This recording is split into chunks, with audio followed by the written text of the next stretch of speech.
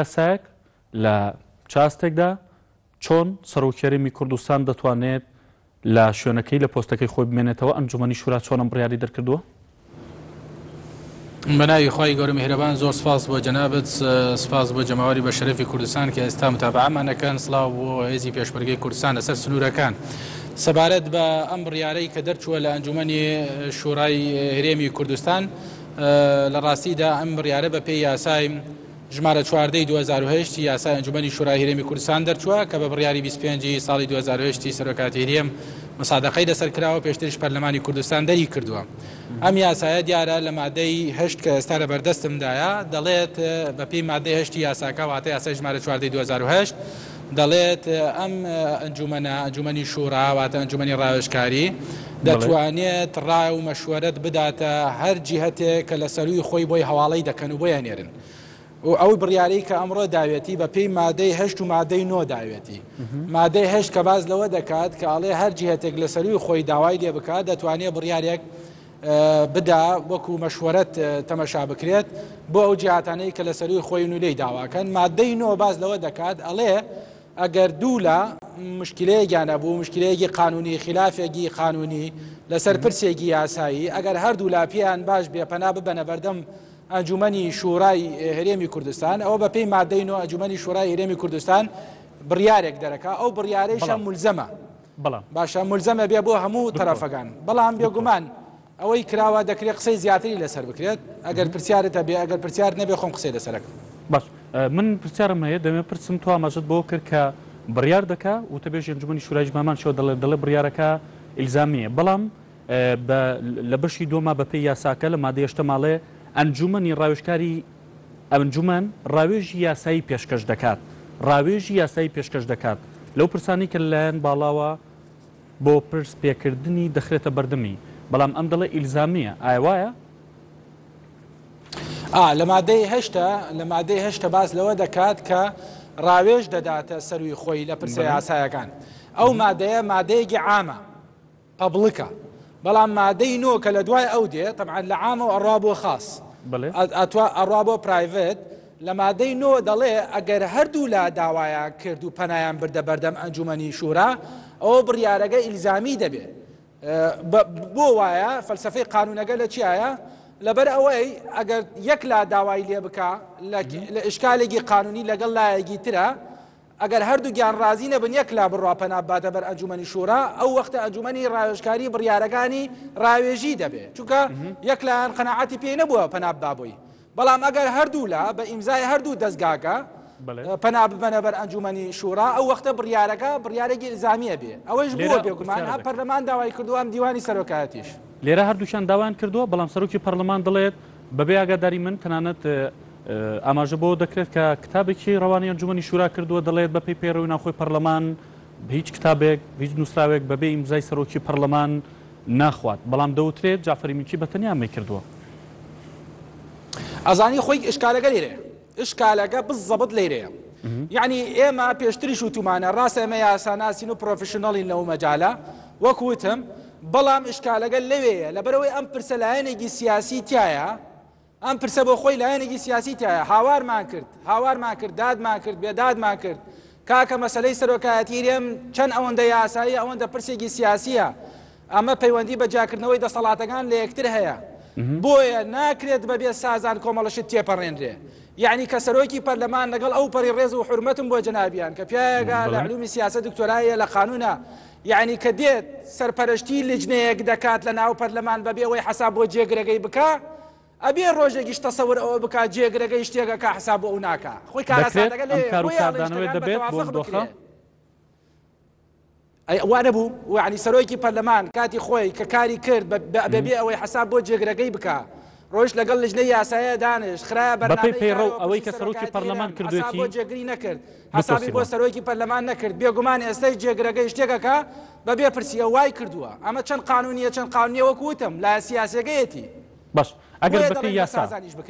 بەپێی یاسا بۆ نمونە پرسم ئێستا تۆ دوو نمونەت بۆ منێنایەوە، سەرۆکی پەرلەمانەوەی کردی بەبێەوەی سەرۆکی لیژنەکە لێ بێت سەرپەرشتی دانیشتێکی کرد، ئەمە بەپێی پەیڕەوی ناوخۆی پەرلەمان لادانە لە یاسا نایاساییە یانەوەی کە جعفەری منکی جێگیری سەرۆکی پەرلەمان دەیکات بەبێ ئاگاداری سەرۆکی پەرلەمان یان ئەمایان نایاساییە کامیان بەپێی یاسا بەپێی پەیڕەوی ناوخۆی پەرلەمان تەماشا بکە هەردووگیان خەلەلی یاساییان تایە بەڵام سەرۆکی پەرلەمان دەست پێشخەر بووە بە ئەمانەتەوە پێتەڵێم یعنی من پیاەکی خۆتە زانن مزداقەتی قانونی باە هەندێکمانەیە لای جەماوەری شەرەفی کوردستان هەردووگی خەلەلی یاسایی تایەتی هەم تەسەڕفی سەرۆکی پەرلەمان هەم تا حدێکی کاردانەوەی جێگری سەرۆکی پەرلەمان بەڵام ئەوەی جێگری سەرۆکی پەرلەمان کاردانەوەیەک بووە کە پێشتر ئەو عورفە قانونیە ئەو عورفە دستوریە سەرۆکی پەرلەمان شکاندوێتی لە چییە؟ سەرۆکی پەرلەمان لەوەیانە ڕاست بووە کە هاتووە لە غیابی سەرۆکی لیژنەی یاسایی سەرپەرشتی لیژنەی یاسایی کردووە مە پەیڕە و ڕێگەی پێدا بەڵام پەیڕە و ڕێگەی پێنادا بانگشتی ئەندامانی لیژنەی یاسایی بکە لە جایەتی سەرۆکی لیژنەی یاسایی ئەمەیە خەلەلەکە خەلەلێکی تری سەرۆکی پەرلەمان لەکوێ بوو؟ خەلەلێکی تری سەرۆکی پەرلەمان ئەوە بوو کە هەتاوەکو ئەو ڕۆژەی کە ئەم سازانە شکێنرا هەرچی بڕیارێک لە سەرۆکایەتی پەرلەمان دەرەچوو بە زۆرینەوە کەمینە نەبووە بڕیارەکانی سەرۆکایەتی پەرلەمان بە سازان بووە ئەگەریش مەبەستیان ئەوە بوو بێت پێشتر سەرۆکی جێگر یا سەرۆک و سکرتێر توانیانە بڕیارێک دەربکەن ئەویش لەبەر ئەوە بووە هەم سکرتێر هەم جێگر یان هەم سکرتێر هەم سەرۆک لە پارتی بووە بۆی ئەگەر یەکێک گێشیان لەگەڵی بوو بێت معناوەیە پارتی لەگەڵی بووە یعنی سەرۆکی سەرۆکایەتی پەرلەمان پێشتر هەردەم پارتی تەرەفێک بووە تیایی لاگەی تر برایانی یەکێتی نیشتیمانی کوردستان بوونە دوو ئەندامی ئەنجومەنی سەرۆکایەتی پەرلەمان پارتی بووە گەر یەکێکیشیان ڕازی بوو بێت معنایەوە تەوافق هەبووە سازان هەبووە بۆی ئەوە ڕاست نییە بڵێن پێشتر سەرۆکایەتی پەرلەمان بڕیاری دەرکردووە بە 2 لە 3 ئەیقینا 2 لە 3 بەڵام لە هەموو حاڵەتێکدا دووهی پارتی بووە واتە یەکێک پارتیشی تیابێ لە جاتیەوی تریش ئیمزای کردووە یا پێویستی ناکردەوەی تر ئیمزا بکە بۆ یەکەم جارە سازان وەکو عورفێک با بڵێن لە سەرۆکایەتی پەرلەمان بۆ یەکەم جارە شکێنرا حساب بۆ جێگرەکەی نەکرد بۆیە ئێستاش کە جێگرەکەی شتێکی ناردووە بەناوی پەرلەمان و سەرۆکایەتی پەرلەمانە ئەبوایە سەرۆکی پەرلەمان کاتێک سازانی شکان لە سەرۆکایەتی پەرلەمانە چاوەڕێی کاردانەوەی جێگریشی بکات خۆ جێگرەکەیشی جێگرە و پۆستی هەیە ئەوانە بۆیە ئێستا ئەگەر سەرۆکی پەرلەمانیش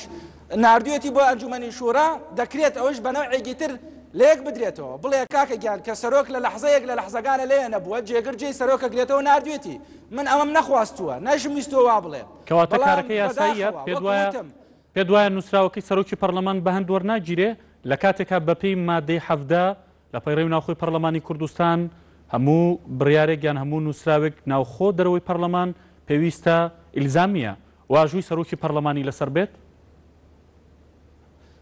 تەماشا بکە سەرۆکی پەرلەمان سەرۆکە بەڵام لە غیابی سەرۆکی پەرلەمان بۆ هەر لەحزەیەک بێت جێگری سەرۆکی پەرلەمان بۆ غیاب جێگرێتەوە پرسیارەکەمێ بۆ غیاب دیسانەوە پێتەڵێم من دیسانەوە پێتەڵێم ئەمەیشە بۆ خۆی طبعا ئەگەر تۆ لە من بپرسی لە مادەگەی دوای ئەوە ئەڵێ مادەی دا من ئەزانم وشتە ئەڵێ ناکرێت ئەڵێ مادەی دەی یاسای ژمارە 14 2008 ئەنجومەنی شورا خۆی ئەڵێ ئەو پرسانەی کە داوای ڕاوێژی لێکرێت ئەبێ بە ئیمزای سەرۆک ئەو سەرۆکی ئەو دەستگایە بێت من ئەزانم ئەوە بەڵام خۆ جێگریش بۆ ئەوە دانراوە لە کاتێکدا سەرۆک لەوێ نەبێت جێگرە توانێ ئیمزای شتێک بکاو بینێرێ بەڵام ئەمە پرسیارەکە لەوەدا ئەوەیە خۆ کاتی خۆشی وەکوتم پێت کاتی خۆشی کە بڕیار دەرەچێت لە سەرۆکایەتی پەرلەمان و دەبێ بە سازان بێت و هەموو لایەک ڕازی بێەوە سەرۆکی پەرلەمانەوەی شکاندووە ئەو عورفەی شکاندووە و دوومە سەرۆکی پەرلەمان هاتووە لە جای سەرۆکی لیژنەی یاسایی بانگێشتی ئەندامانی لیژنەی یاسایی دەکا ئەوە دەبێ ئەی سەرۆکی لیژنەی یاسایی نییە لێرە نەماوە وجودی نییە لە پەرلەمان بۆیە ئەو ڕێچکە شکاندنا ئەو ڕێسا شکاندنا ئەو سیستمی ناوخۆی شکاندنا ئەبێ چاوەڕێ ئەوەشی لێ بکەی خەڵکی تریش بیشکێنێ ئەمە باش نییە تەبعاً لە ڕووی یاساییەوە خراپە من لێرە سەرۆکی پەرلەمان بێتەوە ستایلی یاسایی خۆی هەم جێگری سەرۆکی پەرلەمانیش بێتەوە ستایلی یاسایی خۆی و یاسا نەشکێنرێت باش لە کاتێکا کە سەرۆکی پەرلەمان دەوترێت کە لیژنەی یاسایی کۆ دەکاتەوە بە فەرمی سەرۆکی لیژنەی یاسایی دەڵێ مامادەی و کۆبوونەوە نابین ئەمە غیابە بۆیە مامادە دەبێت بەڵام لە کاتێکا بۆ نمونە دەوترێت کە جێگری سەرۆکی پەرلەمان جعفەری منچی ئەم نووسراوە ئاڕاستی ئەنجومەنی شۆرا دەکات غیابی سەرۆکی پەرلەمان لە کۆ بووە پێی وتراوە ئاگادار کراوەتەوە و توێتی نایکەم توێتی ئامادە نیم چۆن ئەمە بە غیابی تەفسیرەکەی شورا ئەجا ئەو پرسیارە تۆ لە ئەنجومەنی شورا بکە کە بە ئیجماع ئەو بڕیاریان ئەمزا کردووە حەزەکەم بزانی ئەنجومەنی شورا هەر 14 ئەندامەکەی ئیمزایان کردووە بە ئیجماع ئەوە مادەیشان لە من و تۆ باشتر ئەزانن بۆیە ئەمە بۆ خۆی خابلی تەفسیرە جێگر جێی سەرۆکە گرێتەوە یا جێی ناگرێتەوە تێگەی ئایا سەرۆک لە هەموو لەحزەیەکە لە پەرلەمان بووە ئەو فترەیە یا لە پەرلەمان نەبووە من ئەزانم ئەم تەحلیلە قانونیە ئەگەر قانونیەکی صرف بیری لێ بکەیتەوە لەوانەیە بە جۆرێک لە جۆرەکان لێکدانەوە هەڵبگرێ بەڵام خۆ ئەوەی سەرۆکایەتی پەرلەمانیش لە مامەڵەکردنی لەگەڵ لیژنەی یاساییەوە لێکدانەوە هەڵەگرێ تو دووشتە بێ جایکەیتەوە لە یەک من و تۆ لەسەر دوو نقطە مختلفین جەنابەت من لەگەڵ ئەوەما کە سەرۆکی پەرلەمان لە غیابی سەرۆکی لیژنەی یاسایی دەتوانێت سەرپەرشتی لیژنەی یاسایی بکە ئەمە پەیڕەوە بەڵام بانگشتی ئەندامەکان حەسرەن ئەبێ سەرۆکی لیژنەی یاسایی بکە سەرۆکی پەرلەمان ناتوانێت بکە پەیڕە و باسەوەی نەکردووە لەوێ یەک مادام خلاف کرا بۆیە تو ئەبێ چاوەڕێی کاردانەوەش بکەیت کەواتە ناتوانم وەکو قانونیەک پێت بڵێم ئەوەی جێگر کردێتی هیچ قسەیەکی لەسەر نییە لە ڕووی قانونیەوە وەکو چۆن ئەوە قسەی لەسەر ئەمش قسەی لەسەرە بەڵام ئەنجومەنی شورا بۆ خۆی بە یەک لای بکاتەوە نەک منێک باش ئەوەی ئەنجومەنی شورا کردوێتی قسەی لەسەرە ئەوەی ئەنجومەنی شورا لە غیابی تەماشا بکە ئێمە ئەگەر محکەمەی دەستوریمان هەبوایە لە کوردستان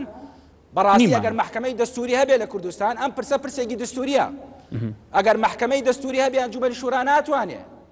بەڵام لە غیابی محکەمەی دەستوری و لە غیابی دەستور لە وڵاتەکەی تۆ ئەی خۆ ئەم کێشەیشە قائیمە لە بینی سەرۆکایەتی هەرێم و سەرۆکایەتی پەرلەمان و پەرلەمان کێشە هەیە یان نییە کێشە هەیە خصومە هەیە یان نییە خصومە هەیە نیزاع هەیە یان نییە نیزاع هەیە ئەی خۆ هەر ئەبێ کەسێک قسەیەک بکا لەم کێشەیە مادام کەسێک ئەبێ قسەیە بکا لەم کێشەیە و دادگای دەستوریمان نییە دەکرێت لە غیابی دادگای دەستوری ئەنجومەنی شورا قسەی خۆی بکە قسەی خۆشی کردووە بەڵام دڵنیابە ئەگەر بچێتە بەردەم دادگای دەستوری عێراقش هەمان بڕیارەدا چونکە پێشتر دادگای دەستوری عێراق بڕیارێکی داوە لە غیابی سەرۆ بڵێن لە کاتی ئەوەی کە سەرۆک ئەبێ بەردەوام بێ لە پۆستەکەی خۆی هەتاوەکو سەرۆکێکی تر هەڵدەبژێردرێ بۆ وڵات بڕیاری پەنجاویەکی دادگای دەستوری عێراقیە لە ساڵی 2010 ئەنجومەنی شورایش کە لەسەر هەمان ڕێچکەی دادگای دەستوری عێراق ڕۆیشتووە باش دەوترێت گەر پێشتر پارتی دیموکراتی کوردستان ئەم چارەسەرەی دەیزانی وا بە ئاسانی چارەسەرکرێ بۆ نەیکرد بۆ یەک سەرپەناتان نەبردە بەر ئەنجومەنی شورا سەلامەتی پارتی چی ئەوانەی چی پارتی لە ئەنجومەنی شورا هەموو ڕەنگێکی تایە هەموو دەنگێکی تایە خەڵکێکیشی تایە هەر ڕەنگی نییە بێ ڕەنگە لە ئەنجومەنی شورا ئەنجومەنی شورا تابعێکی قەزایی هەیە بەڕێزەکەم ئەنجومەنی شوراش بە هەر چواردەیانەوە ئیمزایان کردووە یعنی هەموو ڕەنگەکان و هەموو دەنگەکان من نەموتۆ هەموو ڕەنگ و هەموو دەنگێکی تیانە دکتۆر ببوورە من نەموتۆ هەموو ڕەنگ و هەموو دەنگی و بێلایانی تیانە قسەکە لەسەرەوەیە چەندێکە پارتی دیموکراتی کوردستان بەم هەموو بەیانە سەرۆکی پارتی دیموکراتی کوردستان سەرۆکی هەرێمی کوردستان لاوڵیەوە بوون کەم کێشەی چارەسەرکەن دەوترێت بۆ پێشتر کە ئەم ڕێگە ئاسانە هەبوو بە چەند کاتژمێرێک بە چەند ڕۆژی کەم تاوا بوو بۆ پێشتر ئەم ڕێگەیەتان تاقی نەکردەوە نانە ئەم ڕێگایە نە ئاسانە و نە کاتژمێرێکی کەمیش یەکین کردووە ئەزانی هەموو خەڵکی قانونی ناو پارتی دیموکراتی کوردستان وەکو هەموو خەڵکی قانونی دەرەوەی پارتی دیموکراتی کوردستانی شەو ڕۆژ خەریکن بۆ ئەوەی ڕێگە چارەیەکی یاسایی بدۆزرێتەوە بۆ ئەو مەوزوعە بەڵکو پەرلەمان بێتەوە سەر پرەنسیپی سازان و بە سازان ئەم کێشەیە چارەسەر بکرێت لەگەڵ سەرۆکایەتی هەرێمە چونکە هەر یاسایە کە علاقەی بە سەرۆکایەتی هەرێمەوە هەبێ هەر بە پێ بڕیاری دادگای دەستوری عێراقیش هەر دەبێت پەرلەمان پرس بە سەرۆکایەتی هەرێم خۆی بکە هەر وەکو چۆن بڕیارێک پەیوەندی بە دادگایشەوە بێ پەرلەمان ناتوانێت یاسای بۆ دەرکا ئەگەر پرس بە ئەو نەکە ئەمە بە پێی پرەنسیپی جاکردنەوەی دەسەڵاتەکانە لە یەکتر ئەبێ هەر سێ دەسەڵاتەکە ڕێز لە یەکتری بگرن ئەمە یاسای ئاسایی نییە یاسای جگەرەکێشان و زەیتون نییە بۆیە پەرلەمان نەپرسی بە سەرۆکایەتی هەرێم کرد کە پرسی بە سەرۆکایەتی هەرێم نەکرد و بەردەوام بوو لەسەر ڕێڕەوی یاسایی خۆی کێشەی دروست کرد بە پێچوانەی مادەی 47 دەستوری عێراقی کە جاکردنەوەی دەسەڵاتەکانە لە یەکتر بۆیە هەموو قانونزانەکان ئەگەر ملاحەزە بکەی پێش ماوەیەک باز دادگا کرا باز محکمەی تەمیز کرا ئایا دەکرێت بێتە سەرخەت ناکرێت بێتە سەرخەت ئایا باسەوە کرا بڕۆینە بەردەم محکمەی دەستوری عێراقی نەڕۆین باسی ئەنجومەنی شوراش کەواتەوەی کەوای لێکردن سەرۆکی پەرلەمان بوو ئێستا ئەنجومەنی شورا قسەی خۆی کردووە ئەنجومەنی شورا قسەی خۆی کردووە دەکرێت ئەمەی ئەنجومەنی شوراش ئەگەرچی کۆدەنگی لەسەرە دەکرێت دیسانەوە قانونی زانەکان قسەی لەسەر بکەن و ئەن هەرچەند ئەم قرارێکی مولزەمە بە پێی یاسای ئەنجومەنی شورا بەڵام هیچ نەبێ ئەگەر بە شێوەیەکی ئیلزامیش حسابی بۆ نەکا خۆ پەرلەمان ئەبێ حسابی ڕاوێژێکی توکمەی یاسایی بکە چونکە چواردەی یاساناسی گەورەی ئەنجومەنی شورا بە ئیجماع ئیمزایان لەسەری کردووە ئەبێ ڕێزیان لێ بگیرێت ئەم یاسایە کێشەی پرسی سەرۆکاتی هەرێم چارەسەرەکات لایەنەکان پێشبینیەکەن بەمە ڕازی بێت نانە ئەمە ئەم بڕیارەی کە دەرچووە حەزەکەم خەڵک بە غەڵەت تێ نەگا ئەم بڕیارەی کە دەرچووە لە ئەنجومەنی شورا بە ئیجماع و بە کۆدەنگی بە هەموو لە